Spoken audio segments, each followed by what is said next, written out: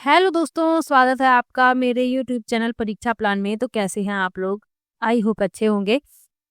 तो जैसा कि आप लोगों को पता है कि रीट मेंस के लिए मैंने प्रैक्टिस शुरू करवा दी है।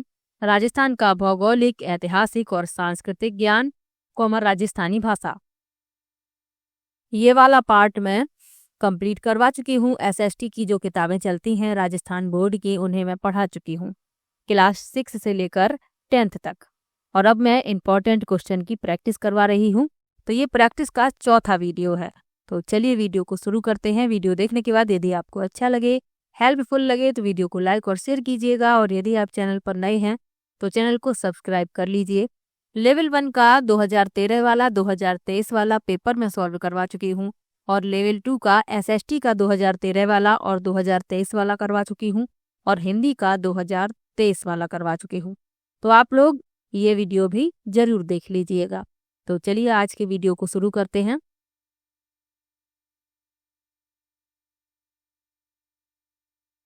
पहला प्रश्न दिया गया है, राजस्थान के निम्नलिखित में से किस जिले का वन क्षेत्र सर्वाधिक है? पहला विकल्प है उदयपुर, दूसरा विकल्प है जोधपुर, तीसरा विकल्प है जयपुर और चौथा विकल्प है बांसवाड़ा। तो राजस्थान के किस जिले का वन क्षेत्र सर्वाधिक है, ये पूछा गया है। तो उदयपुर का वन क्षेत्र सर्वाधिक है। पहला विकल्प इस प्रश्न का उत्तर हो जाएगा।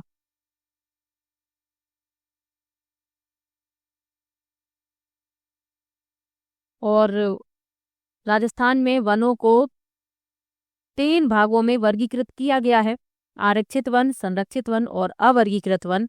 तो ये भी याद रखिएगा, इससे संबंधित प्रश्न भी पूछ लिया जाता है। तो पहला विकल्प इस प्रश्न का उत्तर हो जाएगा उदयपुर। यहाँ पर वन क्षेत्र सर्वाधिक है। चलिए आगे बढ़ते हैं, अगले प्रश्न पर चलते हैं। लिखा है, मानसी वाकल परियोजना से किस शहर को पेयजल उपलब्ध कराया जाता है? पहला विकल्प है जोधपुर, दूसरा विकल्प है पाली, तीसरा विकल्प है उदयपुर और चौथा विकल्प है राजसमंद। तो मानसी वाकल परियोजना जो है राजस्थान के उदयपुर जिले में मानसी नदी पर बना एक बांध है। और इसमें पूछा गया है कि किस शहर को पेयजल उपलब्ध किया जाएगा? तो वह है उदयपुर। सी विकल्प इसमें सही हो जाएगा। अगला प्रश्न दिया गया है, रूपाजी तथा कृपाजी धाकड़ किसानों का संबंध किस किसान आंदोलन से है? पहला विकल्प है बिजोलिया, दूसरा विकल्प है बेंगू, तीसरा विकल्प है बूंदी और चौथा विकल्प है बेगू और बूंदी। तो रूपा जी और कृपा जी धाकड़ किसानों का संबंध है बेंगू किसान आंदोलन से। बी विकल्प इसमें सही हो जाएगा। 1921 में बेंगू किसान आंदोलन शुरू हुआ था और यह कर प्रणाली के निष्पक्ष कार्यान्वयन के लिए शुरू किया गया था। तो ये आपको याद रखना है।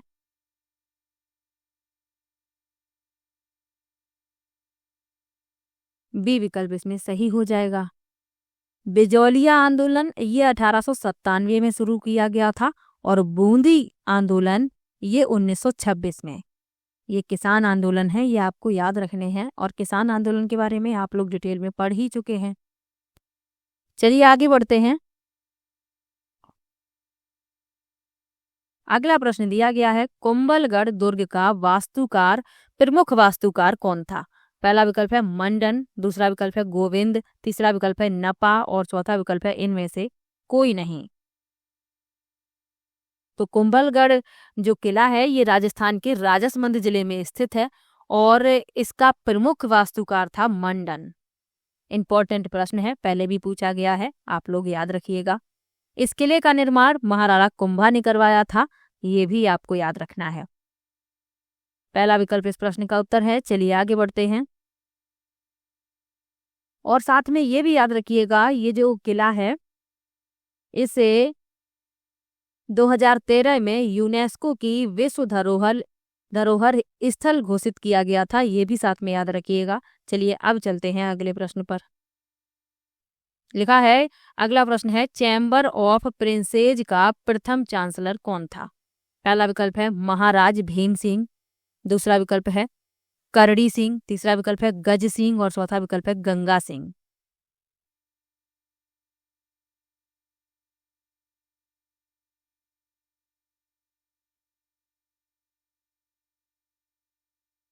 तो चैम्बर ऑफ प्रिंसेज का प्रथम चांसलर था गंगा सिंह। डी विकल्प इसमें सही हो जाएगा। बीकानेर रियासत के गंगा सिंह को 9 फरवरी 1921 को चैम्बर ऑफ प्रिंसेस के पहले चांसलर के रूप में चुना गया था। और चैम्बर ऑफ प्रिंसेस की स्थापना 1921 में ही हुई थी, ये भी याद रखिएगा। और विकल्प लिखे हुए हैं, उनके बारे में जान लीजिए। महाराजा भीम सिंह, ये मध्य प्रदेश में गोहद राज्य के रियासत शासक थे और ग्वालियर में इन्होंने एक किला भी बनवाया है, ये भी याद रखिएगा। करड़ी सिंह कौन थे? ये बीकानेर के अंतिम महाराजा थे। और गंगा सिंह के बारे में तो आपको बता ही दिया है। और जो गज सिंह नाम लिखा हुआ है, तो राजस्थान में गज सिंह नाम के 2 व्यक्ति प्रमुख हैं। महाराजा गज सिंह प्रथम, ये जोधपुर के शासक थे, और महाराजा गज सिंह द्वितीय, ये जोधपुर के महाराजा थे। तो दोनों ही बातें याद रखिएगा। चलिए आगे बढ़ते हैं, अगले प्रश्न पर चलते हैं।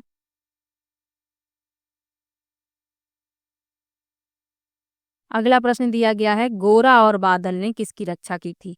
पहला विकल्प है महाराणा प्रताप, दूसरा विकल्प है रानी पद्मिनी, तीसरा विकल्प है राणा उदय सिंह और चौथा विकल्प है कमलावती।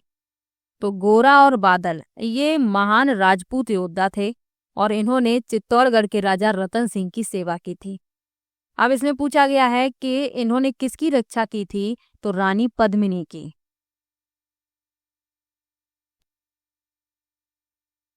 चलिए आगे बढ़ते हैं, अगले प्रश्न पर चलते हैं। याद रखिएगा, गोरा और बादल ने किसकी रक्षा की थी? रानी पद्मिनी की। चलिए आगे बढ़ते हैं, अगला प्रश्न है, सुरजी भगत राजस्थान की किस जनजाति के धार्मिक सामाजिक सुधारक नेता थे? पहला विकल्प है भील, दूसरा विकल्प है मीना, तीसरा विकल्प है गुर्जर और चौथा विकल्प है गरासिया। तो सुरजी भगत राजस्थान की भील जनजाति के एक सामाजिक धार्मिक सुधारक थे। भील आंदोलन का पहला चरण 1883 में प्रारंभ हुआ था, ये भी याद रखिएगा, और इसका नेतृत्व किया था गुरु गोविंद गिरी ने। तो पहला विकल्प इस प्रश्न का उत्तर हो जाएगा।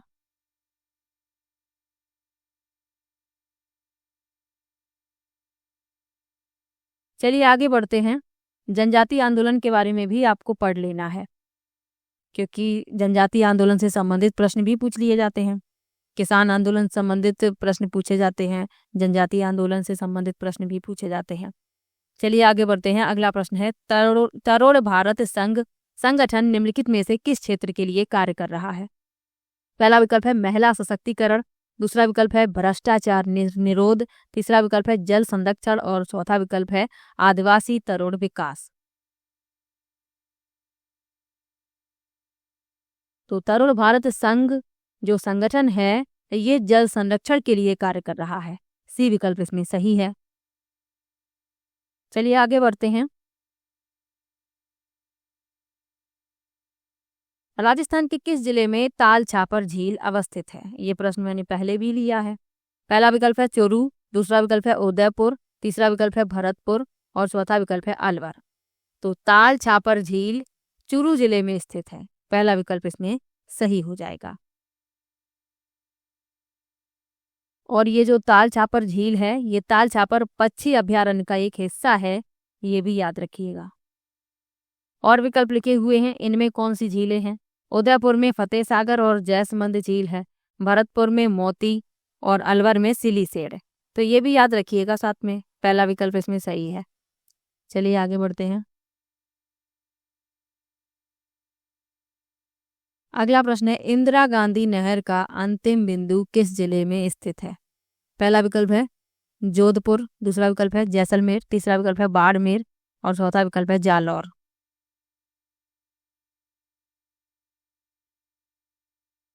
तो इंदिरा गांधी जो नहर है इसका उद्गम होता है पंजाब में स्थित हरके बैराज से। अब इसमें पूछा गया है अंतिम बिंदु, तो अंतिम बिंदु बाड़मेर में स्थित है। सी विकल्प इसमें सही हो जाएगा।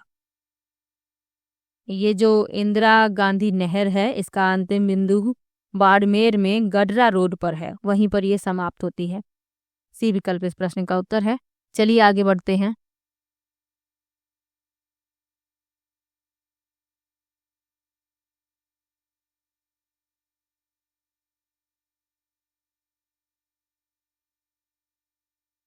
अगला प्रश्न दिया गया है चित्रकला की किस शैली में पक्षी एवं जानवरों का महत्वपूर्ण स्थान है। पहला विकल्प है बूंदी शैली, दूसरा विकल्प है नाथ द्वारा शैली, तीसरा विकल्प है किशनगढ़ शैली और चौथा विकल्प है बीकानेर शैली। तो प्रश्न कह रहा है कि किस शैली में पक्षी एवं जानवरों का महत्वपूर्ण स्थान है, तो वह है बूंदी शैली। पहला विकल्प इस प्रश्न का उत्तर हो जाएगा।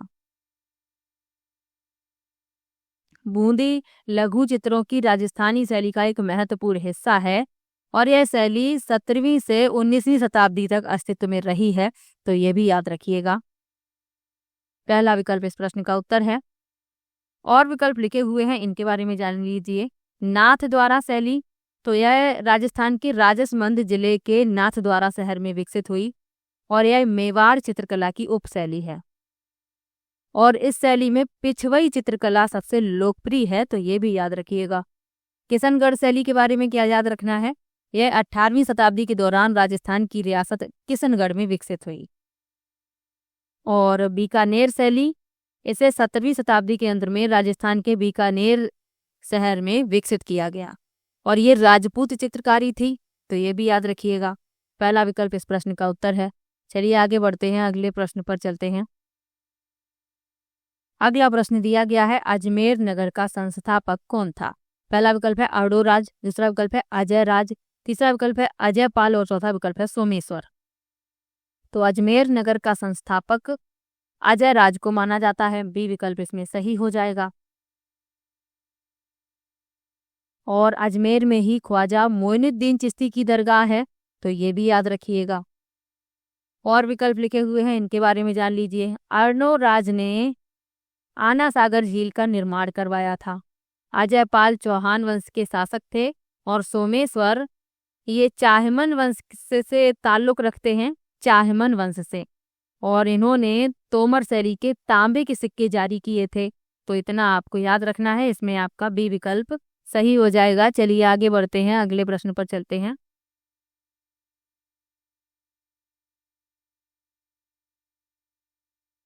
अगला प्रश्न दिया गया है जसवंत थड़ा कहाँ अवस्थित है। पहला विकल्प है बीकानेर, दूसरा विकल्प है जोधपुर, तीसरा विकल्प है उदयपुर और चौथा विकल्प है आमेर। तो जसवंत थड़ा अवस्थित है जोधपुर में। बी विकल्प इसमें सही हो जाएगा। इसका निर्माण जोधपुर के महाराजा जसवंत सिंह की याद में उनके पुत्र महाराजा सरदार सिंह ने करवाया था। जसवंत सिंह के पुत्र थे सरदार सिंह, उन्होंने ही करवाया था जसवंत सिंह की याद में, तो इसीलिए इसका नाम रखा गया जसवंत थड़ा। और इसे मारवाड़ का ताजमहल भी कहा जाता है क्योंकि ये सफेद संगमरमर से बना है, तो ये भी आपको याद रखना है। बी विकल्प इसमें सही हो जाएगा, जोधपुर। चलिए आगे बढ़ते हैं। अगला प्रश्न दिया गया है प्रसिद्ध बनी ठनी पेंटिंग का चित्रकार कौन था। पहला विकल्प है अमरचंद, दूसरा विकल्प है निहाल चंद, तीसरा विकल्प है नेक चंद और चौथा विकल्प है राम सिंह। ये प्रश्न इंपॉर्टेंट है, याद रखिएगा। तो प्रसिद्ध बनी ठनी पेंटिंग का चित्रकार था निहाल चंद्र। बी विकल्प इसमें सही हो जाएगा।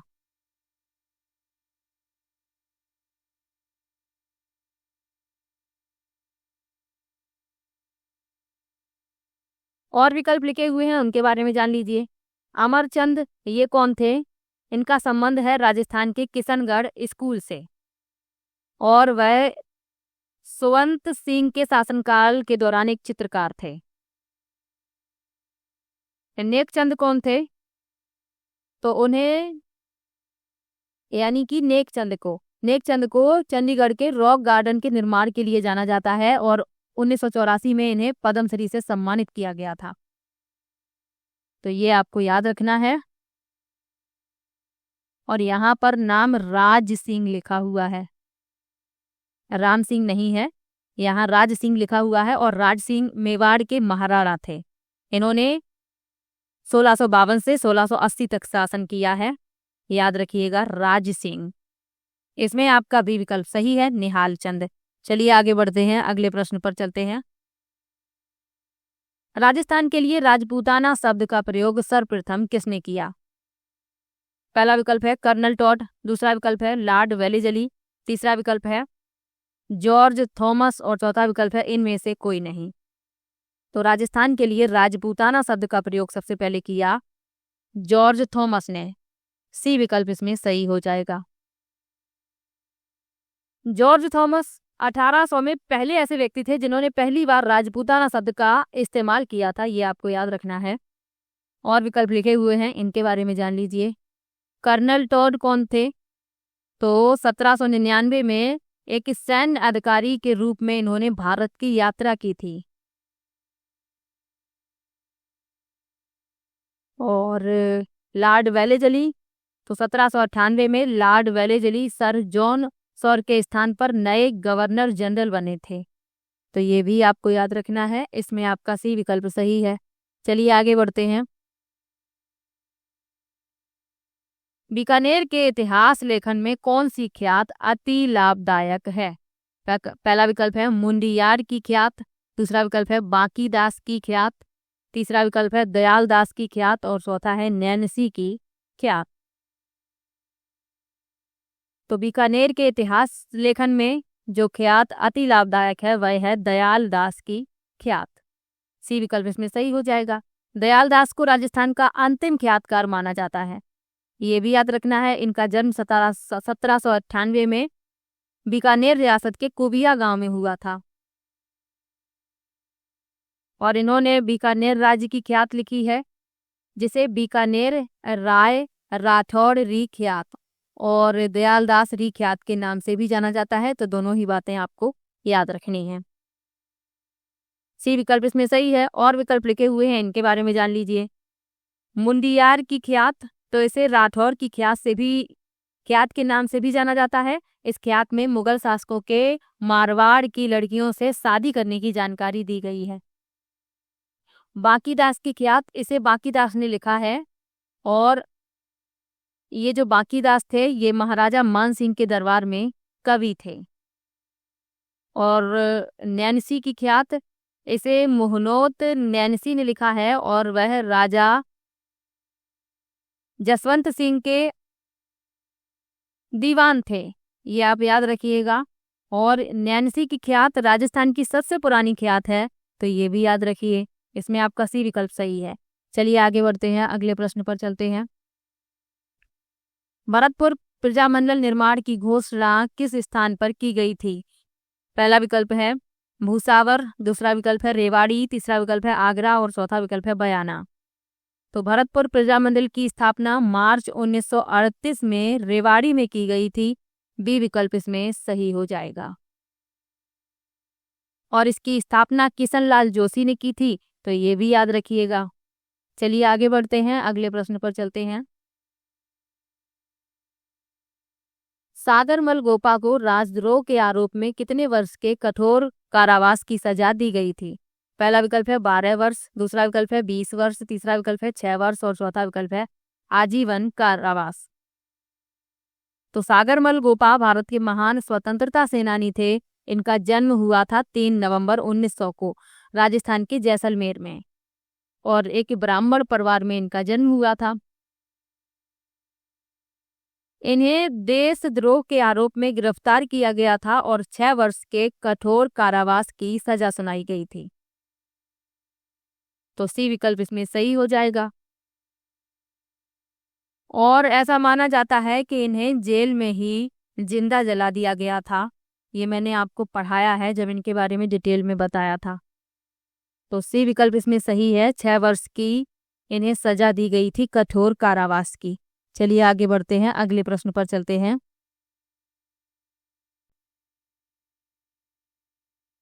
अगला प्रश्न दिया गया है, निम्नलिखित में से कौन सा युग्म सही है? पहला विकल्प है सोम माही, दूसरा विकल्प है जाखम लूनी, तीसरा विकल्प है पार्वती जाखम और चौथा विकल्प है कोठारी लूनी। तो जो सही है वह हमें बताना है। तो माही और उसकी सहायक नदियां कौन कौन सी हैं? सोम, जाखम, अनास, हरन, चाप, मोरेन और भादर। तो यही सही लिखा हुआ है, यही इस प्रश्न का उत्तर हो जाएगा।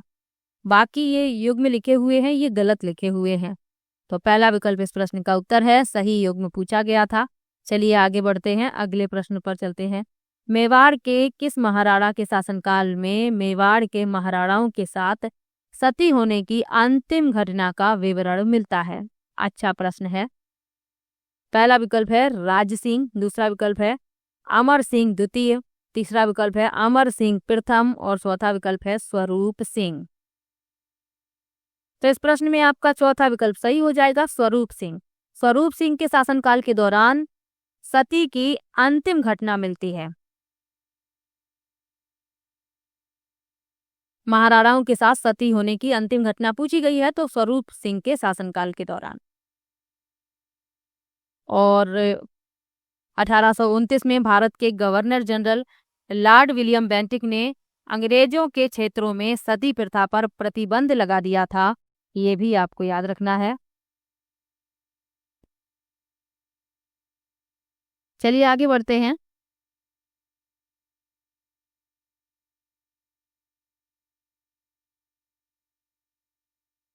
अगला प्रश्न है, राजस्थान में मीनाकारी की थेवा कला के लिए कौन सा स्थान प्रसिद्ध है?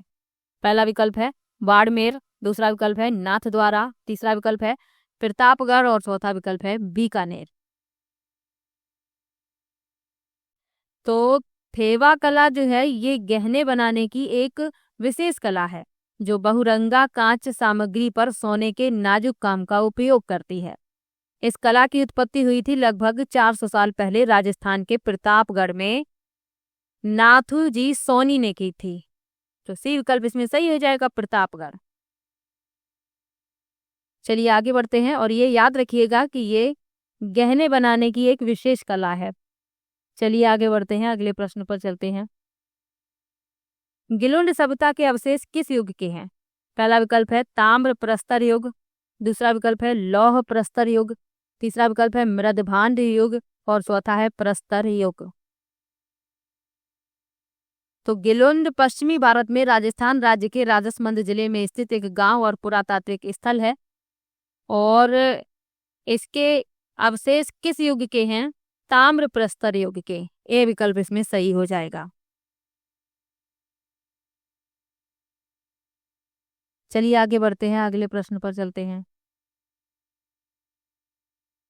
राणा कुंभा ने 9 मंजिला विजय स्तंभ का निर्माण करवाया और इसे किस भगवान को समर्पित किया? पहला विकल्प है शिव, दूसरा विकल्प है हनुमान, तीसरा विकल्प है राम और चौथा विकल्प है विष्णु। तो राणा कुंभा ने 9 मंजिला विजय स्तंभ बनवाया था। कहाँ बनवाया था? ये चित्तौड़गढ़ के किले में बना हुआ है। और क्यों बनवाया था? मालवा और गुजरात के मुस्लिम शासकों को हराने की अपनी जीत को अमर करने के लिए विजय स्तंभ का निर्माण इन्होंने चित्तौड़गढ़ के किले के अंदर करवाया था। और ये किस भगवान को समर्पित है ये पूछा गया है, तो विष्णु भगवान को समर्पित है। डी विकल्प इसमें सही हो जाएगा। और ये याद रखिएगा, कई बार ये प्रश्न पूछा गया है, विजय स्तंभ का निर्माण किसने करवाया? राणा कुंभा ने। विजय स्तंभ कहाँ पर है? चित्तौड़गढ़ के किले में है। किस भगवान को समर्पित है? भगवान विष्णु को। इतने प्रश्न बनने की संभावना है, याद रखिएगा। चलिए आगे बढ़ते हैं।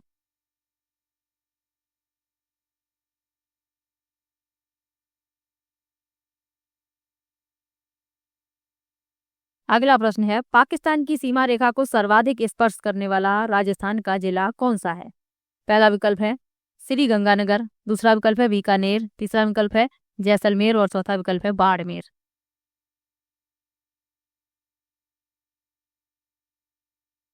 तो पाकिस्तान की सीमा रेखा को सर्वाधिक स्पर्श करने वाला राजस्थान का जिला है जैसलमेर। सी विकल्प इसमें सही हो जाएगा। और ये जो सीमा रेखा है ये कितनी लंबी है? 464 किलोमीटर। तो ये भी याद रखिएगा। चलिए आगे बढ़ते हैं। अगला प्रश्न है, लू शब्द किस प्रकार की हवाओं को स्पष्ट करता है? पहला विकल्प है धूल भरी व शुष्क हवाओं का चलना। दूसरा विकल्प है जल राशियों की ओर से आने वाली हवाएं। तीसरा विकल्प है समगति से बहने वाली हवाएं। और चौथा है पश्चिमी अवदाब। तो लू शब्द जो है किस प्रकार की हवाओं को स्पष्ट करता है? ये करता है धूल भरी व शुष्क हवाओं को। पहला विकल्प इसमें सही हो जाएगा। लू जो है पश्चिम से आने वाली तेज धूल भरी लहकदार गर्म और शुष्क हवा होती है, जो उत्तर भारत के भारत गंगा के मैदानी क्षेत्र में बहती है और मई और जून महीनों में ये तेज चलती है। तो ये भी याद रखिएगा। पहला विकल्प इसमें सही हो जाएगा। तो आज मैंने कुल 25 प्रश्न ही लिए हैं। किसी भी प्रश्न में आपको डाउट हो आप कमेंट बॉक्स में ज़रूर लिखिएगा। और वीडियो कैसा लगा ये कमेंट में ज़रूर बताइएगा। और इसके पहले वाली वीडियो यदि नहीं देखी हैं तो देख लीजिए, साथ में देखते चलिए तो ज़्यादा सही रहेगा। और यदि एक दो वीडियो छोटी हैं तो देख लीजिए, क्योंकि अभी ज़्यादा वीडियो नहीं हुई है, ये चौथी वीडियो है। तो चलिए मिलते हैं नेक्स्ट वीडियो में। और एसएसटी वाली जो किताबें मैंने पढ़ाई हैं वो वीडियो नहीं देखी हैं तो देख लीजिए, अभी आप लोगों के पास पर्याप्त समय है। तो आप लोग थोड़ा सा समय निकाल कर उन किताबों को या तो स्वयं पढ़ लीजिए या ये वीडियो देख लीजिए। तो चलिए मिलते हैं नेक्स्ट वीडियो में, तब तक के लिए बाय बाय।